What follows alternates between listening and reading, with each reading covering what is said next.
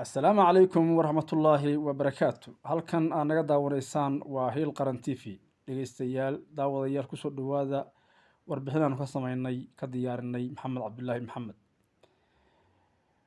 cabdullaahi maxamed oo soo xukumayay Soomaaliya muddo 4 sano ama 5 sano ku dhow ayaa iminka waxa la ogaaday hanti badan inuu ka urursaday dalka Soomaaliya.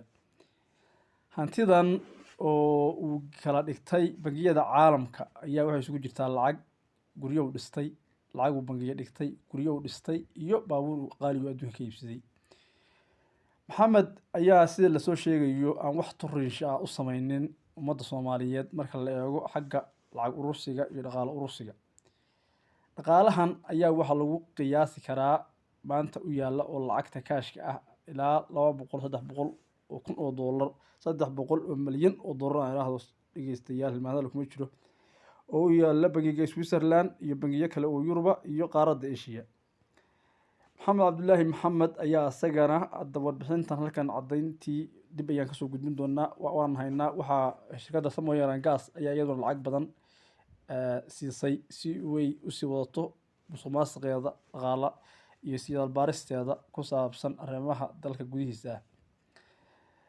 maxamed ayaa dhageystayaal dad badan aaminsan yihiin inuu yahay nin daacada balse musuqmaasuqiisa ayaan soo saari doonaa insha Allah. saaxiibada la yahay oo ayaa waxa kamid ah wasiirka maaliyadda oo asagu ah wasiirka khasnajigana ah magaalada Muqdisho u fadhiya. waana khasnaji waana wasiir maaliyadeed ninka ayuu saaxiib la yahay. wuxuu kaloo saaxiib la yahay Fahad Yaasiin. wuxuu kaloo saaxiib la yahay rag kale oo xagga dhaqaalaha Soomaaliya u soo ururiya caalamka. guryaha uu dhistay oo aad u waaweyn ayaa waxay ku yaalaan Mareykanka, Kampala, waddanka Uganda, baabuur qaali ayaa iyadoo jirta. lacagta gaashka ah ayaan waxaa la isku dayayaa iminka oo caalamka bangiyada caalamka u taal in laga xanimo si uu ninkaasi musuqmaasuqa maxkamad loogu soo saaro.